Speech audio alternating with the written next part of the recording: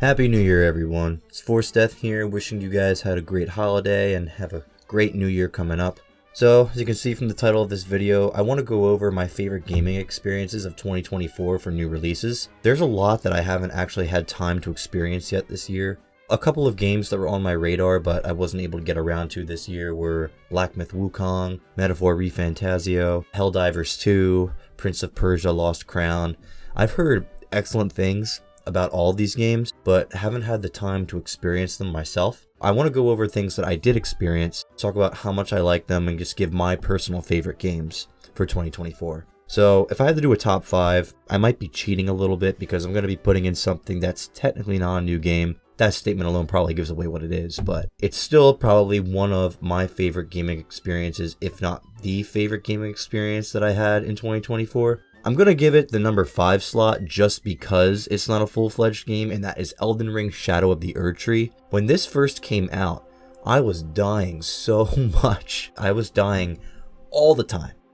And it was because of the Shadow Tree fragments that are scattered all across the Shadow Realm that are in this DLC. I wasn't really using them, and you need to use them. Because if you do not use them, you are going to die in 1 to 2 hits from everything. So after playing it for a few hours and finally getting them and starting to use them on my character, I was able to actually stand a chance against some bosses. First time that I really did notice I was dying a lot was when I was fighting the Dancing Lion. That boss killed me so many times because I think I was only like level 1 on my Shadow Tree fragments. I got to level 3 and I was able to have a much better experience with that boss. So I don't know what I could say about this that not many other people have said, but it's honestly amazing. It added some really good lore to the Elden Ring game. Some of my favorite bosses now in the entire series are in this DLC. Particularly, I want to give a huge shout out to Mesmer and Midra.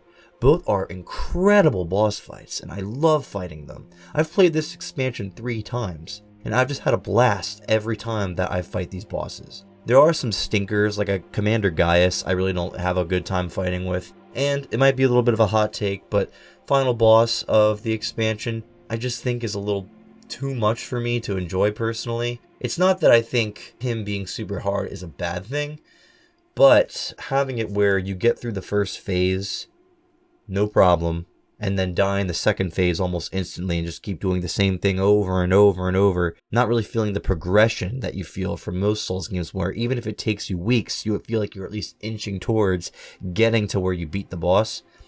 I never thought that with the final boss of the expansion, so that also kind of knocks it down a couple points because I feel FromSoft betrayed their own ideology a little bit with that final boss. But overall, the expansion is incredible. There's one area too in the expansion that adds some really significant lore about a main character of Elden Ring's base game, Queen Marika. And when you reach that area, it gives off this feeling that I've never felt from Elden Ring yet. It gave me a feeling of something like Dark Souls 1 or Dark Souls 2 did with Firelink Shrine and Majula. I would just stand there and listen to the music that played in this area, and it was really peaceful. It gave this... I really wish the base game had areas like this. I don't want to give too much away because I don't want to spoil it, because if you haven't played Elden Ring and haven't played this expansion yet, you need to play it. It has really good new weapons. It has really good combat. It has really good boss fights. Even though I was talking about how some bosses I think are kind of eh. The world is really fun to explore. I love how a lot of the world looks. Like I said, I wish some of the base game looked like this because I found the base game a lot of the times, like, if I had to say it, Breath of the Wild, which is one of my, if not my favorite game of all time, was my dream game because when I was a kid, I really wanted a game where I could just run through fields of green and it stretched off to the far beyond, like, far as the eye can see, it would stretch off to. Elden Ring, while it was beautiful in its own regard, it really didn't give me that feeling because a lot of the world was dull yellow or dark green, and it wasn't colorful.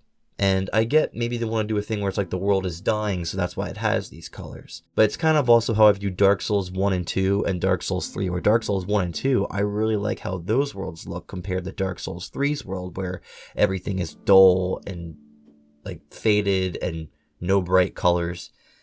Elden Ring's DLC, Shadow of the Erdtree, has these areas where there'll be areas where there's a ton of blue flowers. There'll be areas where there's a ton of red flowers. There'll be areas where it's fields of green with meadows of flowers of all different colors in it.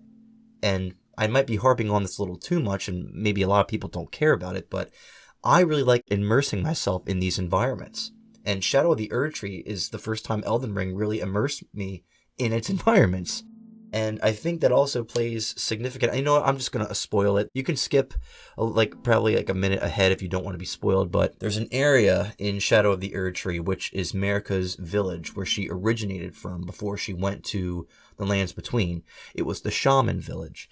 And the shamans were attacked by this group called the Hornsent, and they wanted to basically take them and feel like they could make the shaman's existence greater, so they did some really disgusting stuff with like meshing their flesh together in jars, and that's why the jar people exist, and it's really disturbing. But you go to the village and it's so peaceful, and it has this really calm theme playing, and there's no one in sight, so it gives this feeling of, yes, this is a place that once thrived with a civilization, and there's remnants that Marika still has there that you can see, and it's just incredible, honestly, like the things that you find and how it immerses yourself and explains more of the lore.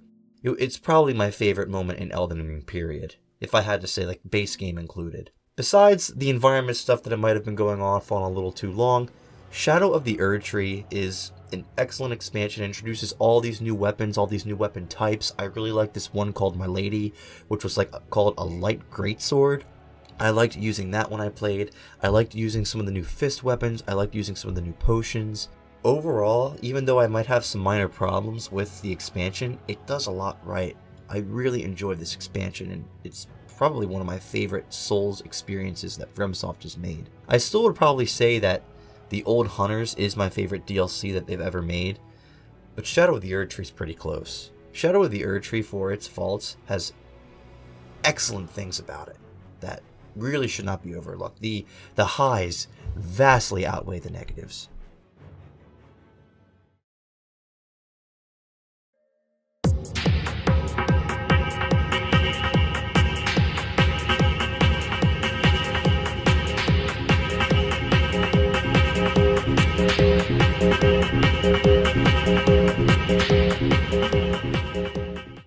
If I had to move on from Shadow of the Erdtree, the next game that I do want to bring up is Buckshot Roulette. Now, technically, Buckshot Roulette did not come out in 2024. It was released, I believe, December 28th, 2023, but it got released on Steam April of this year. That is when I downloaded it and I played it and fully experienced the game for the first time. So, Buckshot Roulette is basically like Russian roulette, but with a shotgun. And it's a pretty simple game. There's not much lore in the game. There's not much story, if any story. I think there's like an ARG that they set up that I haven't really immersed myself in, where it connects the game to all the other games that the developer of Buckshot Roulette created, where they're all connected. But Buckshot Roulette has it where you wake up in this club, and it's a nightclub, and you walk into this back room, and you're greeted with this entity that tells you to sign a waiver. You sign the waiver, and then it's basically the whole game is having it where it's roulette with a shotgun. You can sometimes have it where it's a 50-50 chance where it's a live round or a blank. You sometimes have it where it's 5 live rounds and 2 blanks. It can get really tense. When the second round occurs, if you're playing standard mode, you have these items that can help you, and they can help it where even if you know what rounds you have, where it's like if you have like 50-50, you have 3 live, 3 blank, depending on what items you have, you can greatly reduce the amount of risk that you have of harming yourself, and have the items where it helps you take out the dealer. It's basically every game you go through 3 rounds where it's you versus the dealer. After the 3rd round, the dealer concedes and you win a suitcase of cash, and depending on the items you've used, the amount of times you got hit, depends on how much cash you get at the end of the session. After you beat this, you unlock this mode called Double or Nothing, which I was addicted to because I was trying to get this one achievement where you get over $1 million. You get over $1 million, and basically Double or Nothing is self-explanatory. You do one round, a score based off that round, and then you do a session where it's 3 rounds, and once you complete those 3 rounds, it'll ask you if you want to double it. And every time you double it, you do another 3 rounds, and you can keep doubling and doubling and doubling. It took me days until I could finally get it where I'm over $1 million and get the achievement, because it was an achievement tied to that. So it was a really addicting and fun game. I haven't played the multiplayer yet, but I really want to with my friends because I can just imagine that's really fun. It's nothing super crazy and nothing super grand, but it's a fun game. And at the end of the day, that's all you need.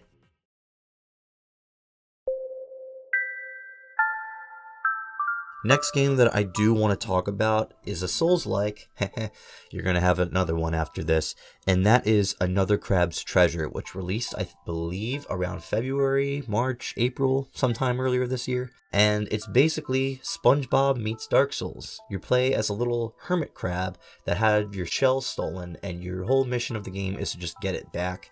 Now, when you play this game, there's this whole like environmental, anti-capitalist messaging. I'm a capitalist, so I really wasn't crazy about that. I got some of the things that they said, but I think near the end, they were really on the nose and really too straightforward about the messaging, where it honestly was a little cringe, if I'm going to be honest. Like, I feel like they were really stereotypical of people. I feel like they were leaning more into corporatism than capitalism. But I don't want to get too deep into that because I do agree with the overall message where we really do need to take care of the environment. I mean, we pollute the ocean like crazy. It's honestly terrible. And there are things that could be fixed with capitalism. It's not a perfect system by any means. But this isn't a lecture about economics or what system we really should have in our society, but the game itself is really fun. I really like Krill. I like the interactions and how instead of swearing, sometimes we'll just be like, what the shuck? Sometimes he really does swear near the end. They'll legitimately swear, and it catches you off guard because the game looks so kid-like and they don't really swear. They use these substitute words like SpongeBob, how they use barnacles and stuff, but at the end they'll really say like shit or damn and stuff, and I'm like, oh my god, what the hell? It's a really fun game. For the price it is, which I believe is $30, I think it's fair. There's, I believe, around 15 bosses in the game. I can't get the exact number off the top of my head. I really enjoyed the final boss. The final boss is good. There was one boss that was inspired by the hunter from Bloodborne. I think he was really fun. I'm blanking on so many of the bosses because I played this earlier this year, but I remembered a good amount of them I thought were really fun to fight and well detailed, and some of them took me a couple hours, so I gotta give kudos to that game as well for how some of them really, it wasn't just like a walkthrough. I think there's this issue with Souls-likes where a good amount of them you're easy to walk through, and they were not really that challenging when it comes in the boss department, but Another Crab's Treasure did provide some challenge. If I had to say too, this also does incorporate some things from Sekiro because there is like a parry option that you can have with your shells, although it works different from Sekiro and Lies of P, where in Sekiro and Lies of P, you have to hit the block button right as the attack's about to occur, but in Another Crab's Treasure, you hold down the block button, which is your shell that covers you, and then when the attack hits you, you release it, and you can go in for the attack. That counts as the parry, which is really interesting. I thought that was a cool spin on things with the whole parry system. I really like the music too in this game. There's an area that you can go to where you level up, and I forget exactly what the sea creature is, but the music that plays in that area is so calming, and it's a shame how like during half the game you don't really have a need to go back there because half the game you're able to level up all your stats. So I think it was like a moon jellyfish or something. I forget what the creature was called. It was like a moon something. But yeah, I mean, I thought it was a really fun game. I understood the messaging. The soundtrack was good. The combat was excellent. There's a huge speedrunning community for this game. I know Moist Critical set up a speedrunning challenge for Another Crab's Treasure, so it's very popular within the speedrunning community. And they're still adding stuff to this game. I believe they're working on a new game plus that they want to implement, which is excellent. I think every Souls game should have a new game plus at this point. So it's cool that they're taking the initiative to add that. But yeah, I thought it was excellent. I highly recommend it. I don't know if the game has been on sale at all this year because I got it when it came out. But yeah, I thought besides being a little preachy about the story, everything else was really good.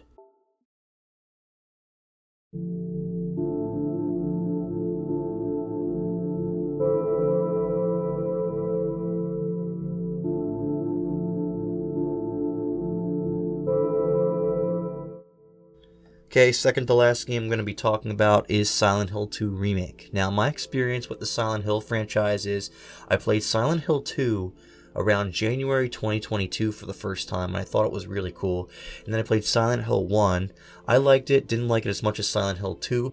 The themes more in Silent Hill 1, I guess you can say, didn't really hit me as much on a personal level as Silent Hill 2, but the atmosphere was still very good. So that was my experience with the Silent Hill franchise. Was going to play 3 and 4, but never got around to it. A couple years go by, Silent Hill 2 Remake got announced. Everyone was trashing on it. It was by Bloober Team, who has not the best reputation with horror games. I was even skeptical because of not just Bloober Team, but Konami's reputation for how they treat their franchises. I thought it was going to suck. The trailers didn't look promising. The teams behind it didn't look promising. So everyone expected this to fail. And everybody was wrong. This game was freaking phenomenal. I would put it on par, if not maybe a little bit better than original Silent Hill 2. And I really like the original Silent Hill 2, but Silent Hill 2 Remake does so many things right. It was so good that I played, I think, a playthrough and a half. I got halfway through a New Game Plus playthrough. But I was so invested into Silent Hill again after playing Silent Hill 2 Remake, I went and finally played Silent Hill 3 and Silent Hill 4, and I loved them. So I won't go too much about those games. That can be maybe a separate video about me getting into the franchise more. But Silent Hill 2 Remake, I thought the guy who played James, Luke Roberts, the guy who played James Sunderland in the remake, he did a phenomenal job. I cannot believe he did not win Best Performance at the Game Awards. He fully deserved it. He was able to portray his emotion, how he handled things so well. There's an ending where James actually breaks down and he nailed it. But even how he deals with the characters that he meets with in the games and the certain situations that happens that make him feel certain things, he does an excellent job. The story is mostly the same as how it is from the original, but there's still minor things that are different. Like, you'll play through the remake, and the first time James encounters the first monster is different from how it is in the original, but there's these little memories that are in Silent Hill 2 Remake where when you interact with them, it shows like a vision of the past where it'll even have like the correct camera angle, and they'll make certain references like to the original, which I thought was so cool. And it brings in this whole theory with other evidence about it being a loop theory. Won't get too deep into that, obviously. That might be for another video, but it's really cool how Bloober, when they remade this game, they're not just taking into account making it a one-for-one remake, something like Demon's Souls, which I really wasn't crazy about. They added this new stuff to it, which was cool for fans of the original game, and for people coming onto the game, they'd be like, what is this supposed to mean? I guess I can play the original and see what this is about. So I really got to give kudos to how they expanded Silent Hill 2 with this remake. And if I had to give actually more about the game itself, Akira Yamaoka came back, he redid a lot of the score. And while some tracks I still prefer in the original, there's some remixes that I thought were really good. I really like the new version of Heaven's Night.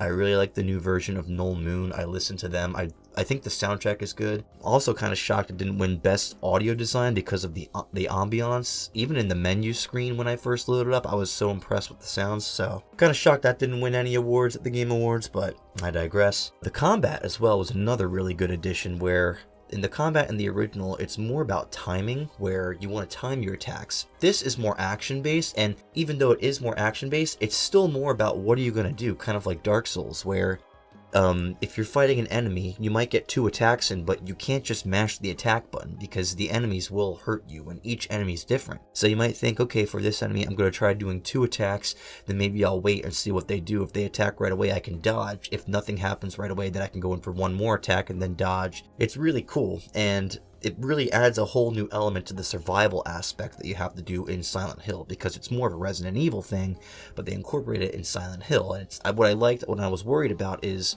they were going to make it super action-based like Resident Evil, and while there is more, it still is more about you're not playing as Leon Kennedy or Chris Redfield. You're playing as James Sunderland, who's just an ordinary guy who is doing his best to attack. He's sloppy with a gun. He can't aim properly with it like Leon. That's why you can miss sometimes with your shots. He attacks real sloppily, so I think that's cool. They were able to realize that and incorporate that in this game. I really like a lot of the characters. I think some, like Eddie in particular, shine so much more in the remake than the original. The new spins that they did on bosses like Abstract Daddy, absolutely incredible. And I also love the dual Pyramid Head fight that was at the end.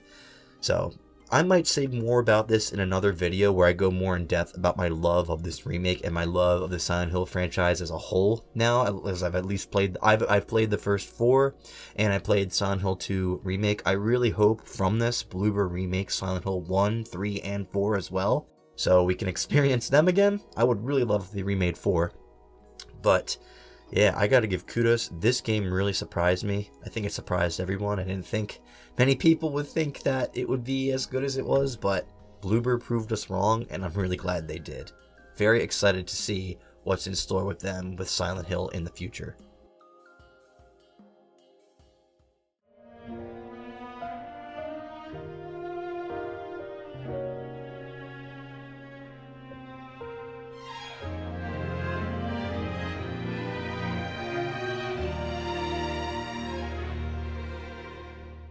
Alright, so if you've been following the channel, it really shouldn't surprise you that my #1 game of the year is Stellar Blade. Stellar Blade for me represents a time of games that people weren't afraid to do certain things. They weren't afraid to make characters look a certain way. Stellar Blade has not maybe the most thought-provoking story, but I found myself really digging the story. It's described as another Souls-like as well, Stellar Blade, but I don't think that's a fair comparison for it. Stellar Blade is more so Souls-inspired. It's more like if you took Sekiro, Nier Automata, and put them in a blender, you would get Stellar Blade. I really like the combat in this game and the skill tree and the enemies and the bosses.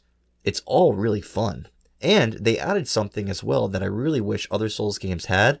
Boss rush mode, so I can fight these bosses as much as I want, and there's different settings for if you want to fight with the stats from your latest save profile, if you want to fight with your New Game Plus like high stats all the way, if you want to fight with level 1 stats. It's cool if they take that into account. So if I had to give more of a context for it, Stellar Blade is basically you play as this character named Eve, which is sent down on Earth to fight these enemies called the Naytibas. You fight the Naytibas basically to eliminate them so humanity can come back and colonize on Earth, but the more you play, the more you wonder, like, am I really doing the right thing by killing these guys? Am I really fighting for the right cause? Because you serve this organization called the Colony that's headed by Mother Sphere. There's a lot of lore also too that, so another thing they've also taken from like Souls is a lot of the lore is in item descriptions and notes that you find around the world. And it's the more you hear about this stuff, you talk to other NPCs, you wonder if you're really fighting for the right cause, if what you're doing is just, if what you're doing is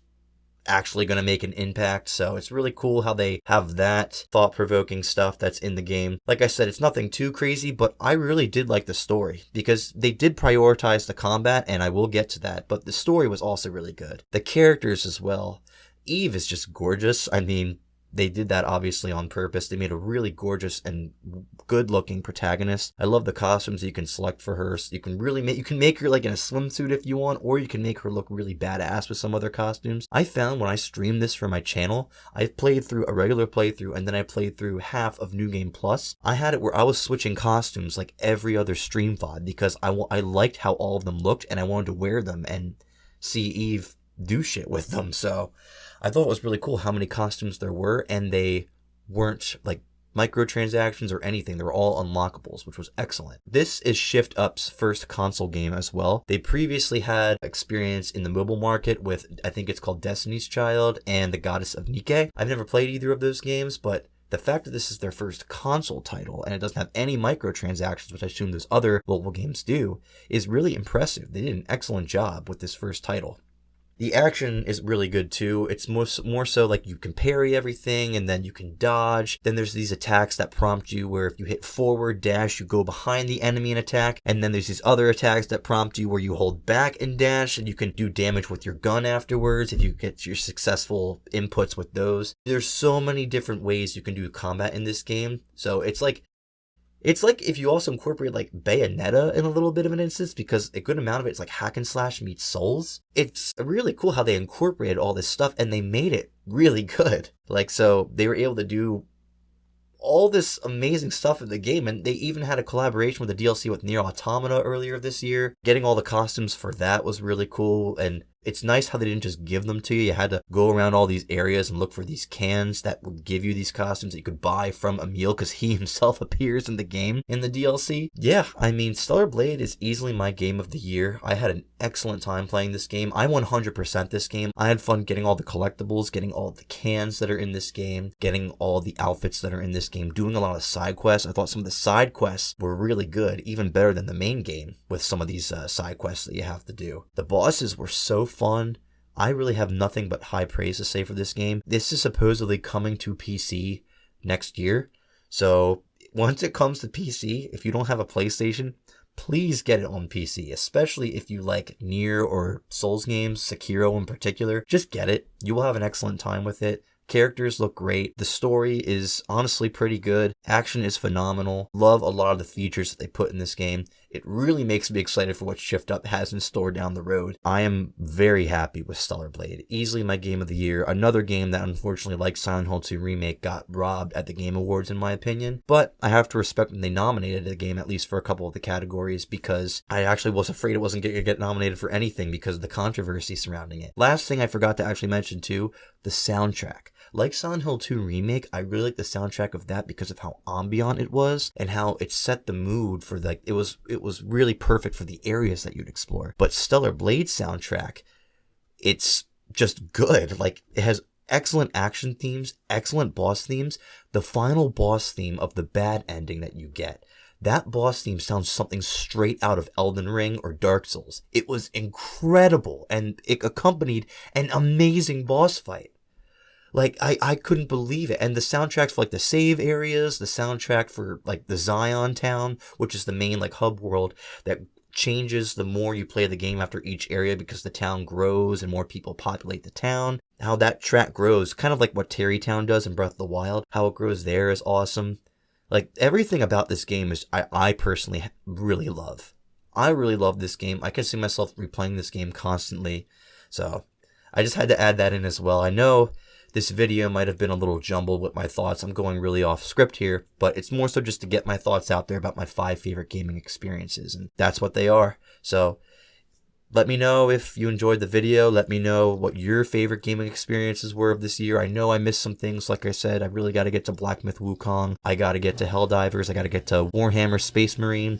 I got to get to Astrobot, which was the freaking game of the year winner. And I love platformers like Banjo-Kazooie and Mario, so I think that game will be right up my alley. So I know there's more things I need to touch. Let me know if some of those were your favorites in the comments below, or if anything that I mentioned was also one of your favorites. Thank you guys for watching the video too, and I'll see you in the next one. Take care.